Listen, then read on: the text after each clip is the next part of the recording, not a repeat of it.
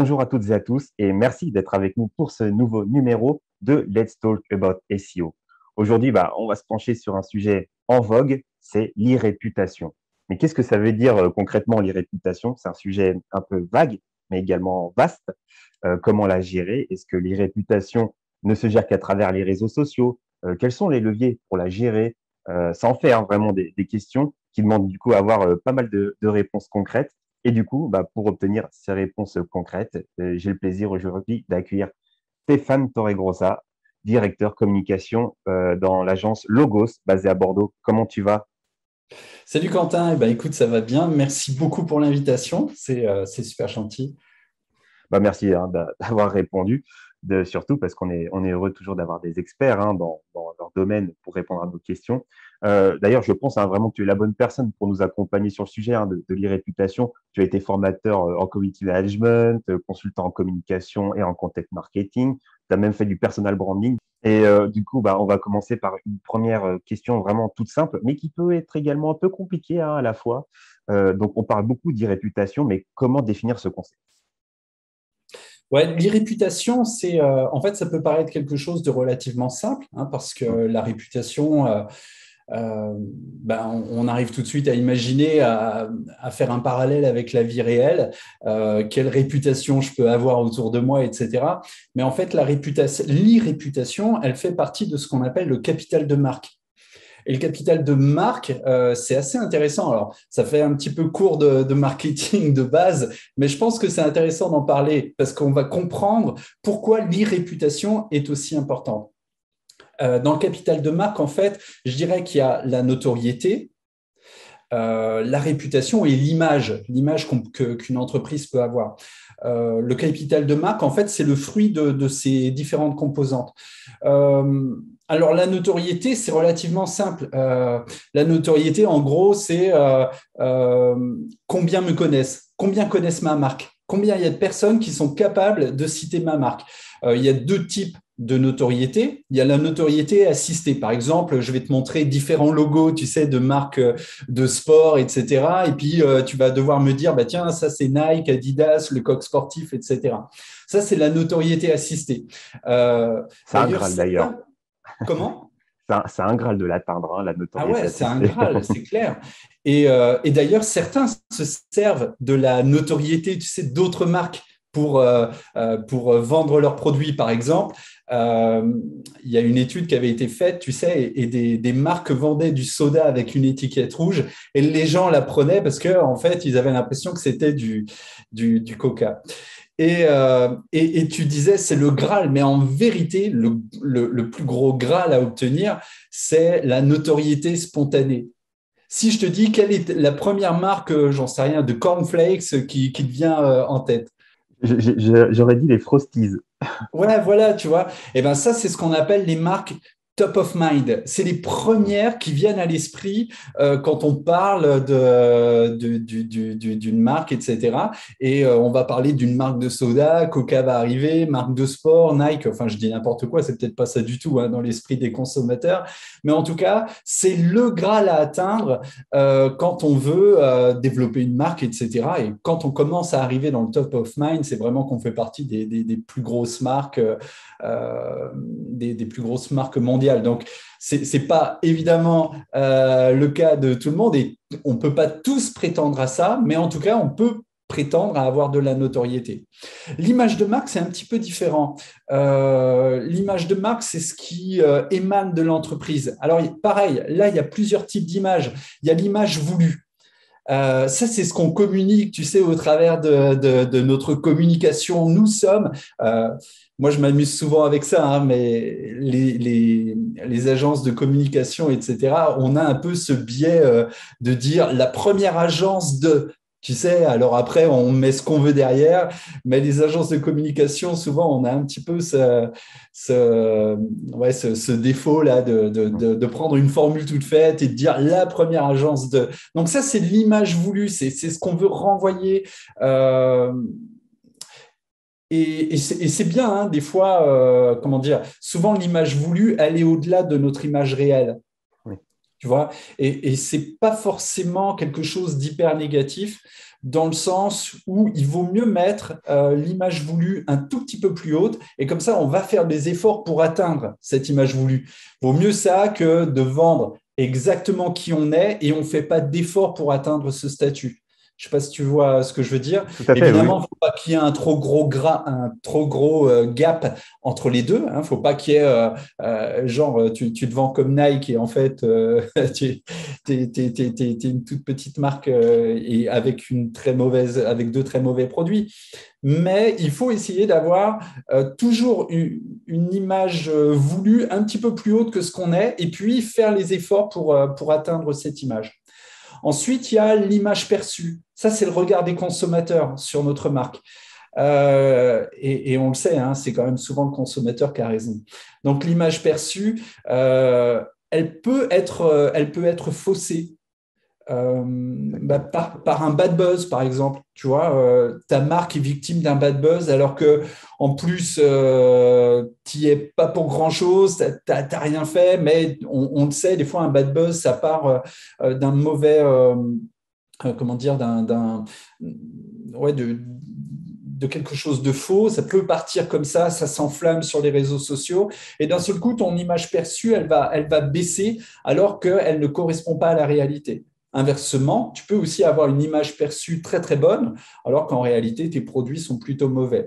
Donc voilà, en fait, il faut C'est plus rare arriver dans à… ce cas quand même. Ouais, oui, c'est sûr. C'est sûr. Voilà, ça peut être altéré hein, par des affaires médiatiques, etc. Donc, il faut vraiment faire attention par les avis clients aussi. Ça, c'est hyper important. Donc, l'image perçue, il faut vraiment, c'est un capital. Il faut vraiment veiller dessus. Et enfin, il y a l'image vraie. C'est qui on est réellement dans la réalité. Qu'est-ce que représente notre marque?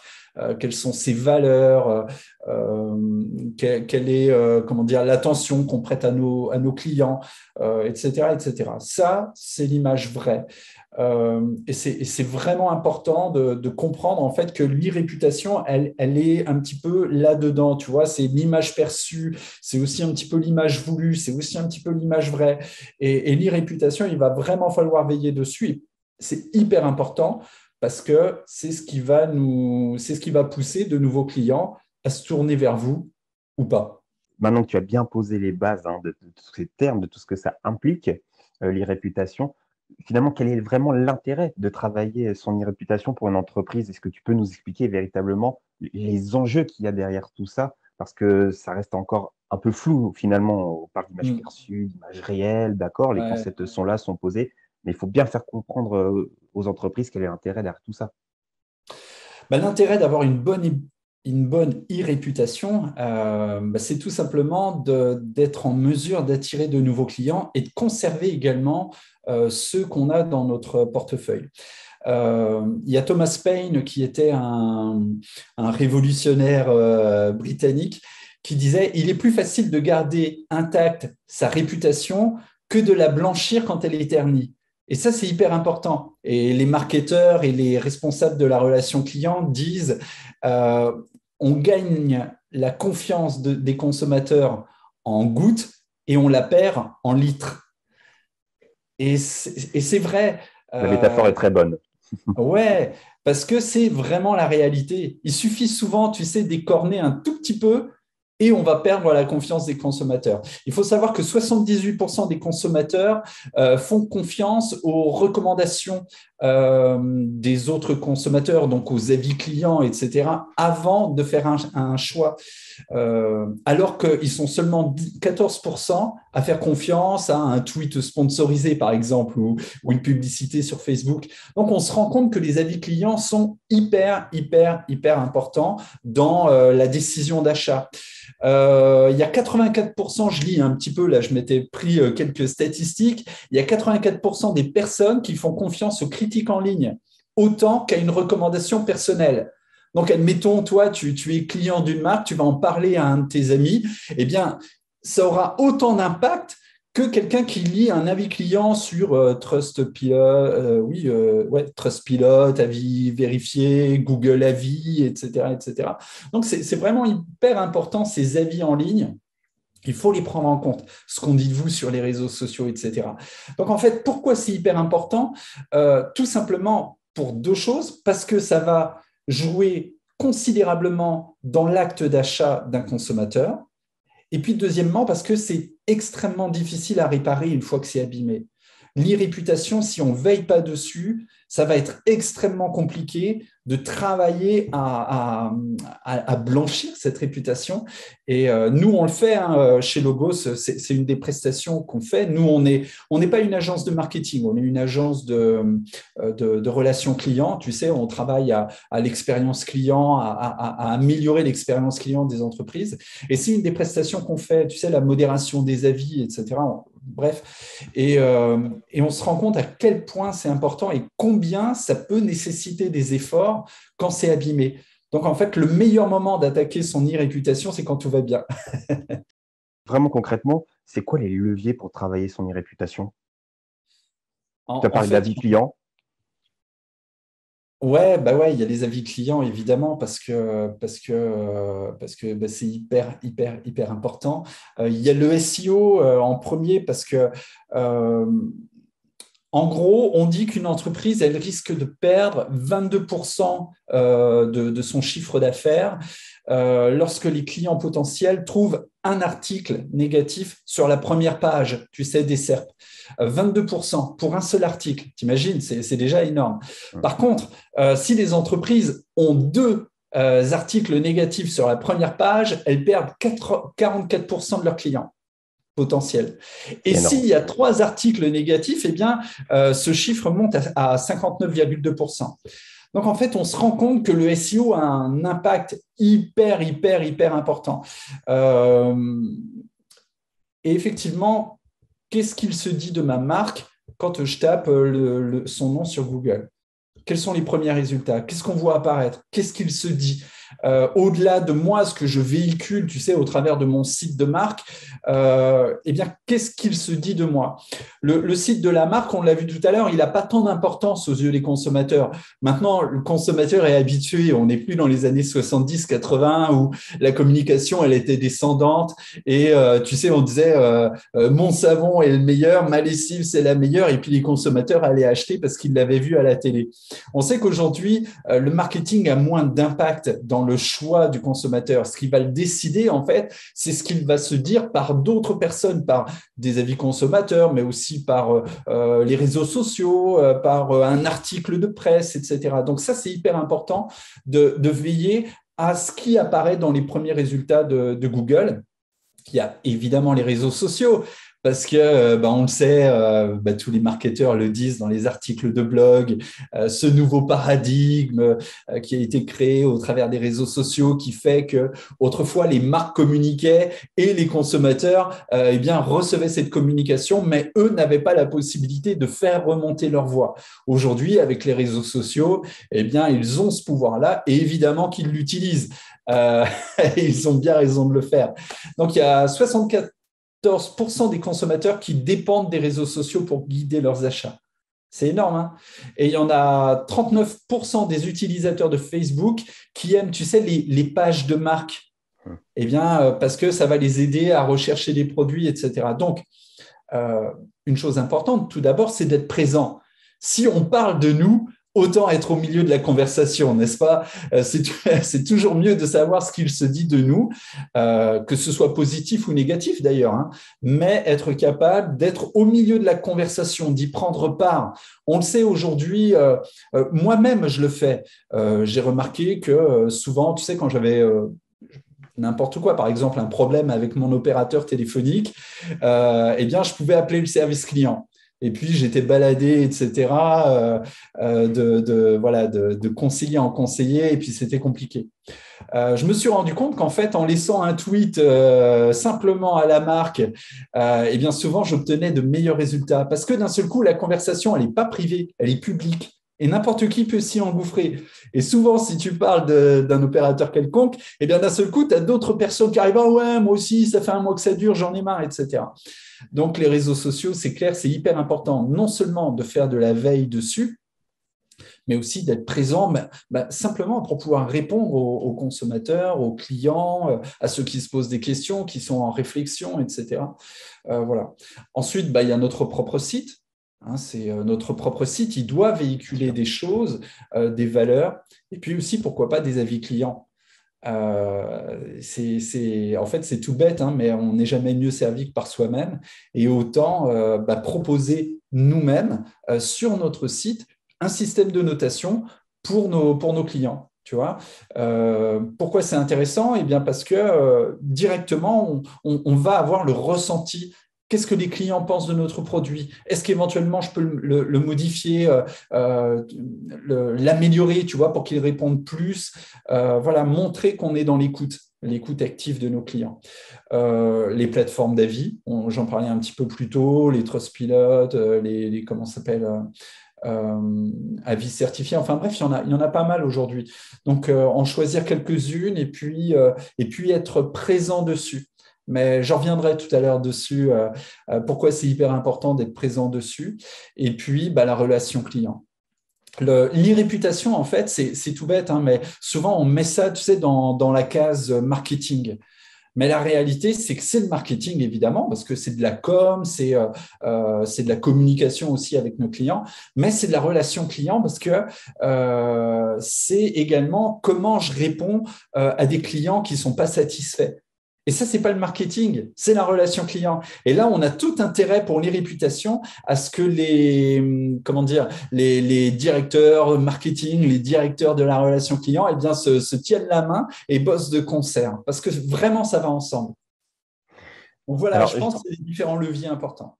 j'aimerais qu'on se concentre un tout petit peu plus sur le SEO que tu as évoqué déjà en première partie, hein, parmi les leviers, le levier peut-être le plus important dans la gestion d'une e-réputation.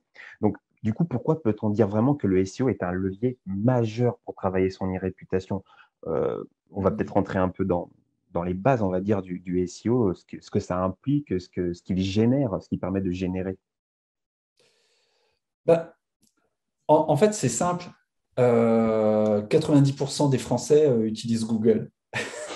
Donc déjà, s'il y avait un point important, je pense que c'est celui-ci. 90% des consommateurs français sont présents sur Internet et vont faire une recherche sur Google avant un éventuel achat. Donc rien que pour ça, on peut considérer que c'est un levier majeur, tu vois. Et puis, c'est un levier sur lequel on peut avoir, alors évidemment, il faut un petit peu d'expertise, il faut un petit peu de travail, etc.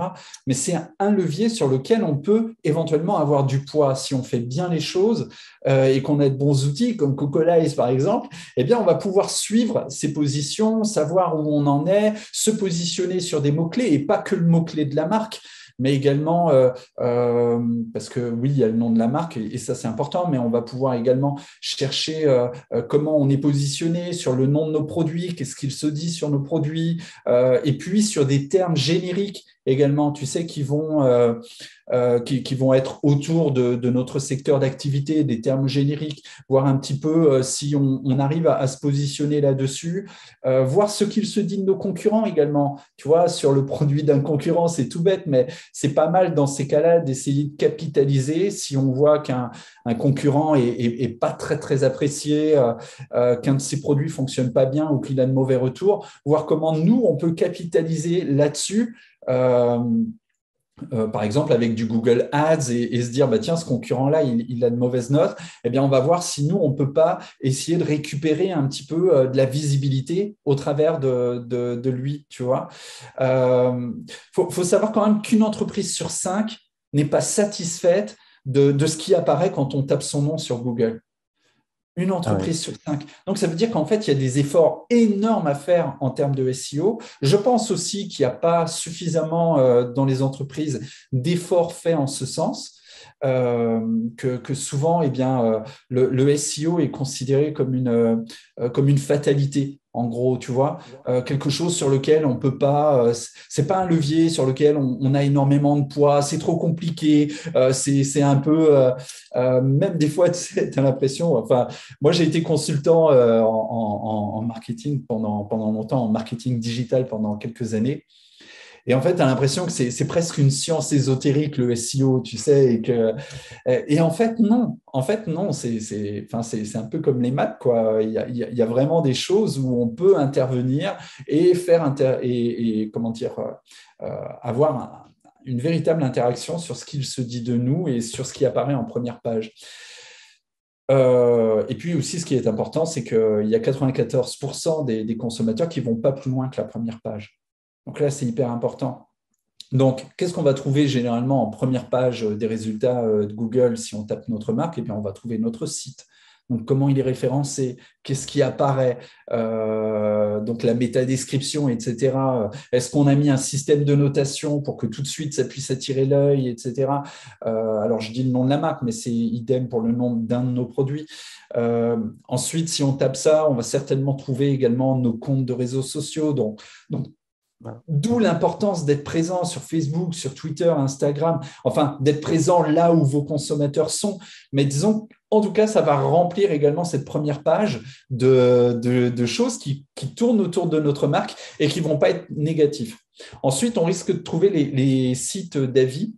Et là, on verra tout à l'heure qu'il y a des stratégies vraiment importantes à mettre en place pour qu'on ait des avis positifs. On pourra en reparler tout à l'heure éventuellement, mais il y a vraiment des choses qu'on peut faire. Et le SEO, pour moi, c'est le plus gros levier à mettre en œuvre parce que c'est là où les utilisateurs sont en premier. Ils ne sont pas sur Facebook en premier, ce n'est pas vrai. Ils ne sont pas sur Twitter en premier. Souvent, la première chose qu'ils vont faire, c'est une recherche dans Google et pas sur Facebook ou Twitter. Donc, je ne dis pas que ce n'est pas important d'être présent sur les réseaux sociaux, mais le premier levier, c'est Google. Qu'est-ce qu'il se dit autour de vous? Et justement, je rebondis sur ce que tu disais tout à l'heure sur la stratégie concernant le SEO, tout ce qu'il y a à mettre en place sur l'aspect Voilà. stratégique. Donc concrètement, que faut-il travailler en SEO pour que ça agisse positivement sur les réputations? On peut parler de travail dans la présence le travail sur la présence dans les SERP, l'UX, etc., etc. Qu'est-ce qu'on fait concrètement pour les réputations? Ouais. Ben, tout d'abord, c'est avoir un site qui est un peu optimisé. Quand je La suis base. arrivé chez Logos en mai dernier, il y avait un site internet, il y avait un blog, il y avait tout ça, tu vois. Mais le site datait, il était hyper lent, etc. Il y avait une réelle volonté chez Logos tu vois, comment dire, de marketing digital.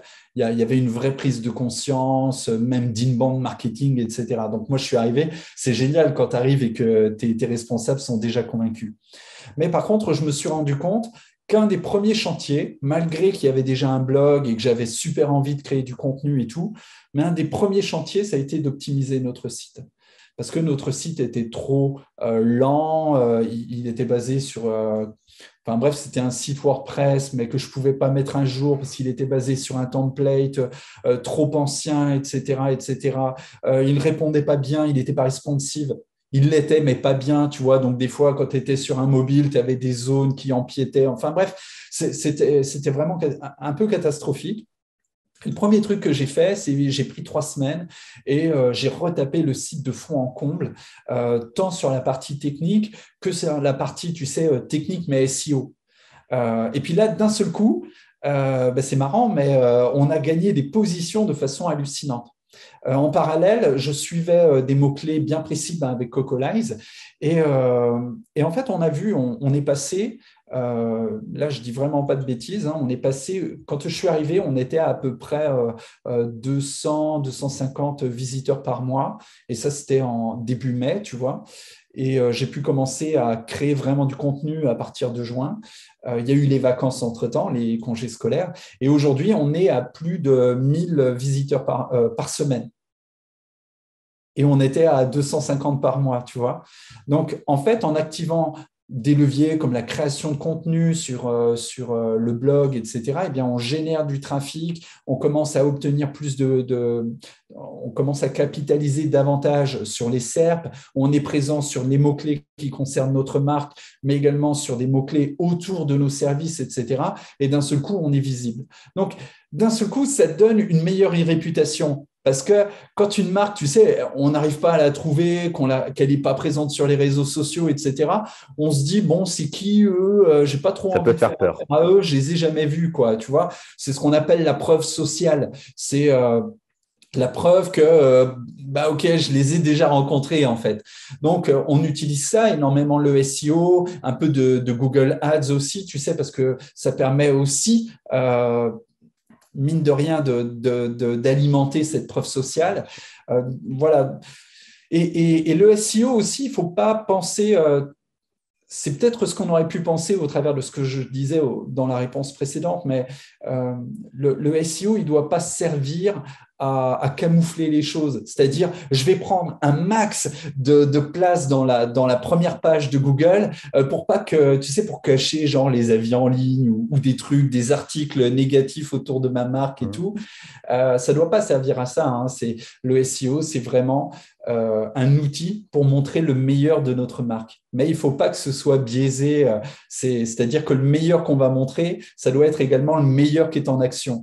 Moi, je suis vraiment pour une communication vraie, c'est-à-dire que ce que je communique, ça correspond véritablement aux valeurs de ma marque.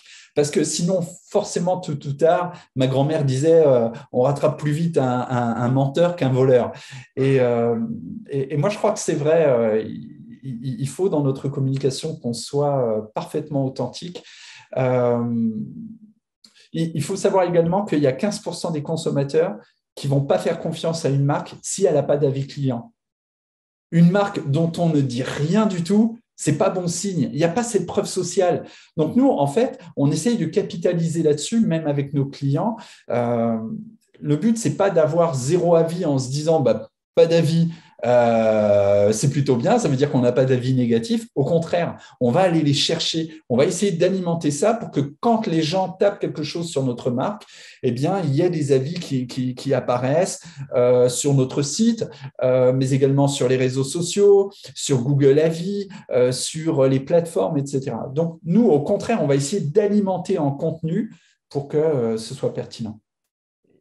Du coup, là, je rebondis sur les réseaux sociaux. Quel processus, finalement, ils vont jouer dans cette gestion de l'e-réputation? C'est un complément du SEO? Ça vient dans quelque chose de plus global? À quel moment ils interviennent, en fait?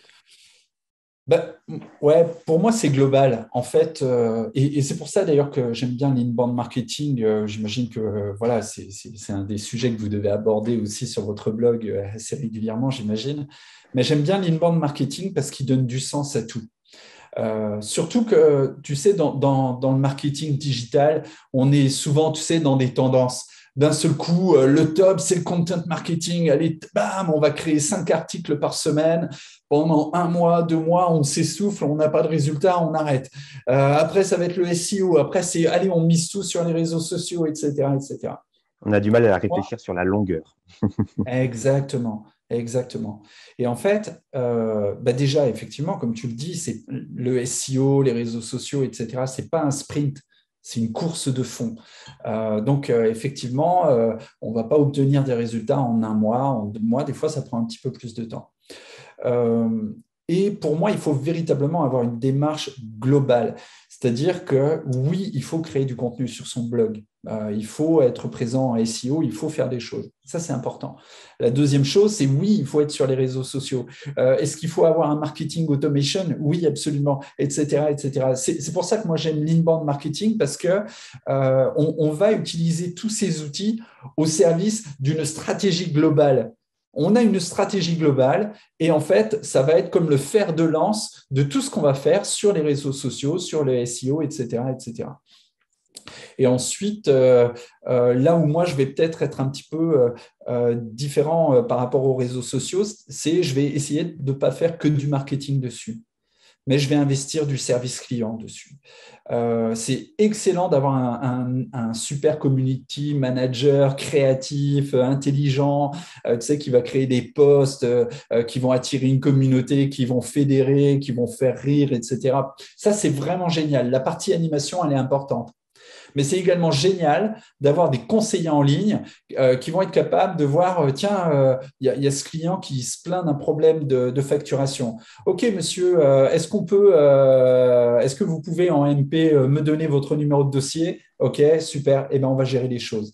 Et d'un seul coup, eh bien, ça va permettre de rattraper sa réputation, ça va permettre de travailler, de montrer également, on parle encore de preuve sociale, mais de montrer qu'on est présent sur les réseaux sociaux, pas seulement pour faire du marketing, mais pour être présent dans la discussion.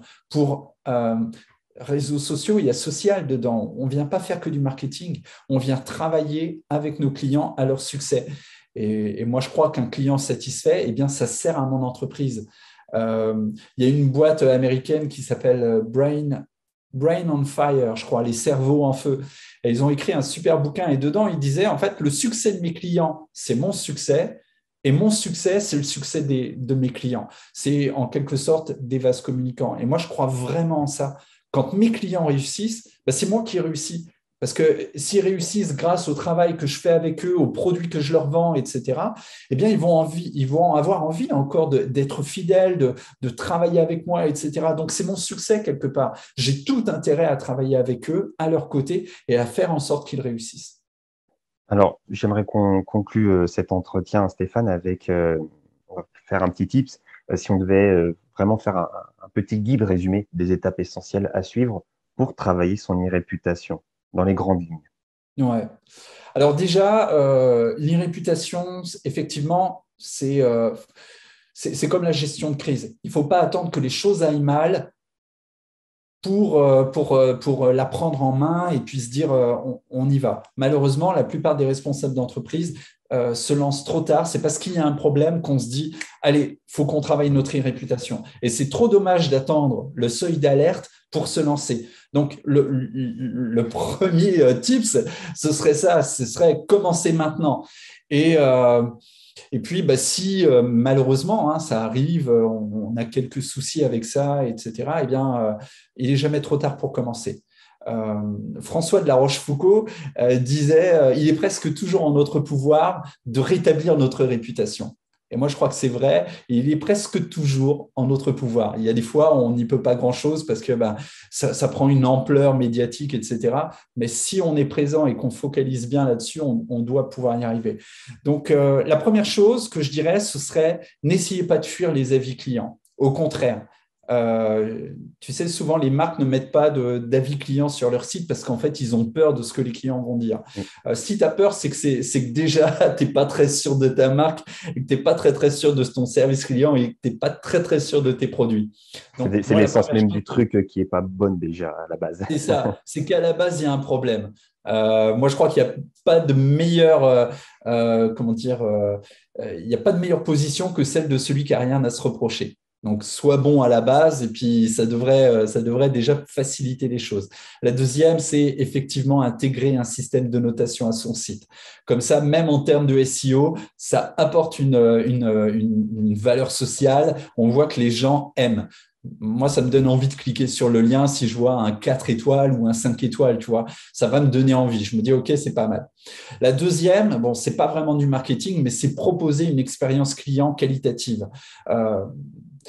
On le sait, hein, les marques qui réussissent aujourd'hui, comment dire, si tu veux réussir face à tes concurrents, c'est pas sur tes prix qu'il faut travailler aujourd'hui, c'est pas sur la qualité du produit, elle est importante, hein, tu comprends ce que je veux dire, mais le plus important, en fait, c'est l'expérience client. Aujourd'hui, c'est là-dessus que la plupart des grandes marques essayent de se différencier. Donc, si les grandes marques le font, à combien plus forte raison, nous également, on doit le faire. C'est comment je vais pouvoir livrer mon produit de la meilleure des façons, comment mon service client est accessible, est-ce que je réponds sur plusieurs canaux, est-ce que je glisse une petite carte avec un mot personnalisé. En fait, l'expérience client, des fois, c'est tout con, mais ça va être des petites choses, tu sais, qui vont permettre aux gens d'avoir l'impression de faire partie de quelque chose. Et avec notre marque, c'est ce qu'on doit essayer de faire. Moi, je crois également beaucoup, tu sais, aux enquêtes de satisfaction. Je crois qu'il faut écouter ses clients parce qu'au travers de ce qu'ils nous font remonter, eh bien, on va pouvoir devenir encore vraiment meilleur. Donc, les enquêtes de satisfaction client, c'est les 7 CLI, le NPS, le Net Promoter Score. Ça, c'est tu sais, l'enquête qu'on t'envoie pour te dire sur une échelle de 1 à 10, par exemple, à quel point nous recommanderiez-vous à vos amis. Voilà, donc ça c'est le CES aussi. Le CES, c'est le Customer Effort Score. C'est comment dire, quel effort a dû faire un consommateur pour acheter quelque chose sur notre site ou pour contacter notre service client. Ça, c'est hyper important parce que ça va nous permettre d'améliorer l'UX de notre site, d'améliorer nos process, etc. Donc, il est important d'envoyer des enquêtes de ce type et de les automatiser. Tu sais, un petit peu comme ce que fait Amazon. Amazon, ils le font tout le temps. Tu fais un achat, quelques minutes après ou quelques jours après, tu vas recevoir une enquête comme ça pour savoir si tu as été satisfait de la livraison ou du produit, etc. Donc ça, c'est véritablement important. Il faut l'automatiser et permettre, tu sais, d'avoir des commentaires, c'est verbatim. Eh bien, il faut les étudier derrière et aller piocher là-dedans des vecteurs qui vont nous permettre de nous améliorer. Ensuite, il faut être comment dire, intentionnel également dans les avis clients. Il faut les modérer. Alors, les modérer, ce n'est pas les censurer. Hein, c'est pas, tiens, lui, il a mis un commentaire dégueulasse, je vais l'effacer. Bah non, parce qu'à force, ça finit par se voir. Et puis, quelqu'un dont on a effacé le commentaire ici, il ira se plaindre ailleurs. Donc, il faut transformer l'expérience. Pourquoi c'est important? Parce que 98% des clients qui ne sont pas satisfaits du produit, ils ne vont même pas se plaindre. En fait, ils vont partir sans rien dire. Et là, tu n'as aucune chance de réparer ton erreur, etc. La plupart des gens, ils vont pas essayer d'améliorer ça.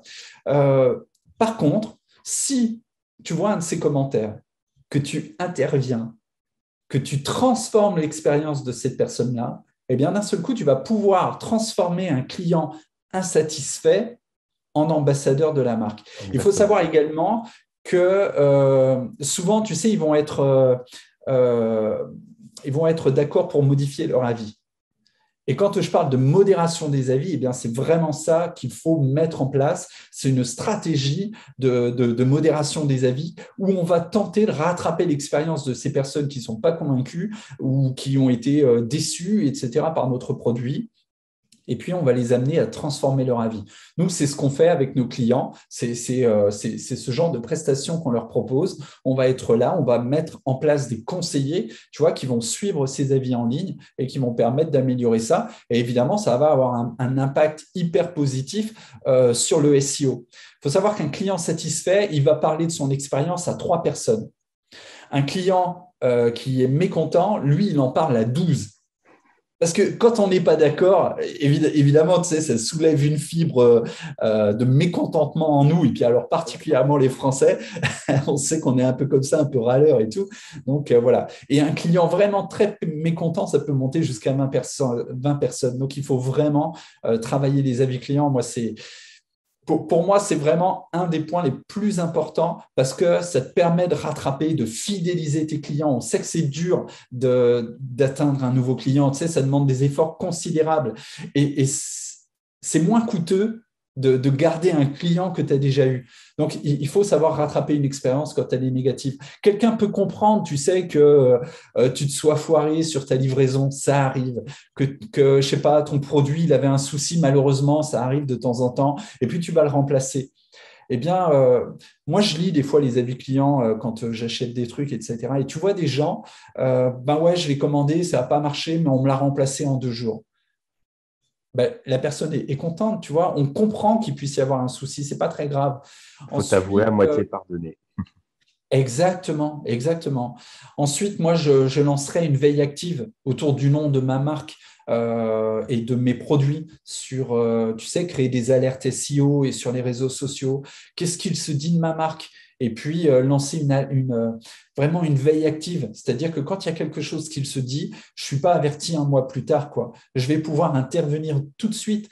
Et ça, sur les réseaux sociaux, on sait, c'est c'est le syndrome de l'immédiateté, il faut être hyper rapide, etc. Alors évidemment, ça demande des ressources et ça demande du travail, mais je crois vraiment que le jeu en vaut la chandelle. Voilà, donc être présent sur les réseaux sociaux, c'est bien, mais avoir une veille active, être hyper... Réactif. ouais, c'est ça, être hyper réactif, c'est important. Et puis travailler son référencement, parce que c'est la preuve sociale, et puis travailler son référencement, travailler ce qu'il se dit de vous, intégrer même sur votre site ce que des clients ont dit de vous, etc. C'est hyper important. Mettez des témoignages, des choses comme ça, pas des trucs frelatés que votre équipe marketing elle a écrit ou je sais pas quoi, mais balancer des trucs réels. Parce que ça fait toute la différence, l'authenticité. Moi, je crois vraiment en l'authenticité. Je crois vraiment en l'expérience client. Et puis, je crois qu'effectivement, comme je le disais tout à l'heure, la meilleure des positions, c'est celle d'avoir rien à se reprocher. Tu vois, et quand tu n'as rien à te reprocher, tu sais que tu pourras rattraper l'expérience. Si ton produit il est vacillant, si ta com elle est dégueulasse, etc., ça va être vachement difficile de rattraper derrière euh, parce que à la base, le fruit est pourri. Donc, donc voilà. Stéphane, je te remercie beaucoup d'avoir été avec nous. Je pense qu'on a répondu à pas mal de questions. Ça va permettre à certaines personnes quand même d'y voir beaucoup plus clair sur ce qu'est les J'espère. réputations. Bah oui, oui, t'inquiète pas, je pense que ça va être le cas sur les leviers hein, qu'on peut utiliser pour la gérer. Et ben écoute, je te souhaite une très bonne continuation avec l'agence Logos. Je te remercie beaucoup d'avoir été avec nous. Merci à toi. Et quant à nous, eh ben, je vous dis à très bientôt pour une nouvelle émission de Let's Talk About SEO. À très bientôt. Ciao. Ciao.